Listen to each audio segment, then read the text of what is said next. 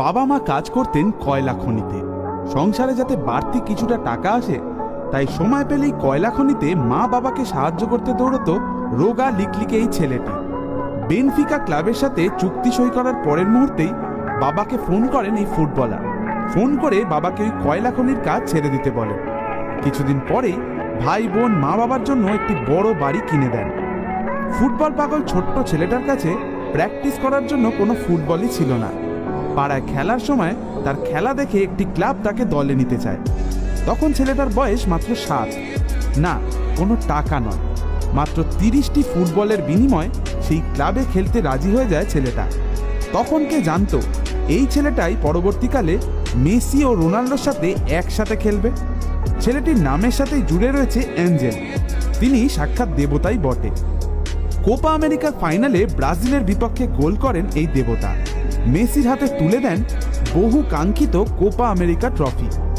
চোটের জন্য তিনি 2014 বিশ্বকাপ ফাইনাল খেলতে পারেননি। তিনি খেলতে পারলে ওই দিন হয়তো জার্মানির হাতে নয়, ট্রফি থাকতো আর্জেন্টিনার হাতে, মেসির হাতে, অ্যাঞ্জেল ডি মারিয়ার হাতে। কিছু কিছু খেলোয়াড় মাঠে নেমে সবটা উজাড় করে দেন, কিন্তু তবুও থেকে যান অন্তরালে। অ্যাঞ্জেল ডি মারিয়াও সেই রকম একজন খেলোয়াড়। ছোটবেলায় রোগা লিকলিকে ছেলেটি স্থির হয়ে বসে থাকতে পারত না। ডাক্তার ডি মারিয়ার মা বাবাকে বলেন যে ওকে ফুটবল খেলতে দাও। ব্যাস 3 বছর বয়স থেকেই মাঠে নেমে বল নিয়ে জাদু দেখাতো ছেলেটি। মারাদোনার দেশের এই ছেলের খেলা সবাইকে তাক লাগিয়ে দিত। ডি মারিয়া অসাধারণ ফুটবল খেললেও মা বাবার সামর্থ্য ছিল না ছেলেকে জুতো বল এসব কিনে দেওয়ার। তাতেও কোনো পরোয়া নেই। তার খেলা দেখে তাকে মাত্র 30টি ফুটবলের বিনিময়ে কিনে নেয় স্থানীয় এক ক্লাব, নাম রোজারিও সেন্ট্রাল। সেখানেই ফুটবলের বিভিন্ন টেকনিক্যাল জিনিস শেখেন ডি মারিয়া। এরপর পাড়ি দেন ইউরোপের নামী ক্লাব বেনফিকায়। তারপর ডি মারিয়াকে আর পিছন ফিরে তাকাতে হয়নি।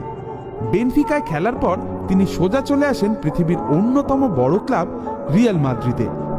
গোলের অভিমুখে এগিয়ে চলেছেন ক্রিশ্চিয়ানো রোনাল্ডো, আর তাকে বল বাড়িয়ে দিচ্ছেন অ্যাঞ্জেল ডি মারিয়া। ফুটবল প্রেমীদের চোখকে সুখ দিত এই সমস্ত দৃশ্য। মেসির সাথে কাঁধে কাঁধ মিলিয়ে তিনি নামেন আর্জেন্টিনার হয়ে খেলতে, আবার রোনাল্ডোর সাথে জুটি বেঁধে নামতেন ক্লাবের হয়ে খেলতে। সর্বকালের 2 সেরা প্লেয়ারের সাথে খেলেছেন ডি মারিয়া, কিন্তু কখনো লাইমলাইটে থাকতে চাননি। ডি মারিয়া নিজেকে ফ্যামিলি ম্যান হিসেবে পরিচয় দিতে ভালোবাসেন। বিয়ে করেছেন নিজের অনেক দিনের পুরনো বান্ধবীকে। 2013 সালে অ্যাঞ্জেল ডি মারিয়ার মেয়ে জন্মাবার পর ওই সদ্যজাত বাচ্চাটিকে শারীরিক অসুস্থতার জন্য টানা 2 মাস হসপিটালে থাকতে হয়েছিল। সেই অবস্থায় কাউকে কিচ্ছু বুঝতে না দিয়ে মাঠে নিজের সেরা পারফরমেন্সটি দিয়ে যাচ্ছিল ডি মারিয়া। 2 মাস পরে ডি মারিয়া নিজে কোলে করে বাচ্চাটিকে বাড়ি নিয়ে যান। এখন সম্পূর্ণ সুস্থ রয়েছে ডি মারিয়ার কন্যা। মেসি ও অ্যাঞ্জেল ডি মারিয়াকে ঘিরে বহু আকাঙ্ক্ষিত বিশ্বকাপ জয়ের স্বপ্ন দেখছে কোটি কোটি আর্জেন্টিনা সমর্থক এবং ফুটবল সমর্থক। আরেকবার অন্তরালে সরে যাওয়ার আগে কি রূপকথা লিখে যেতে পারবেন অ্যাঞ্জেল ডি মারিয়া? তার সময়ই বলবে।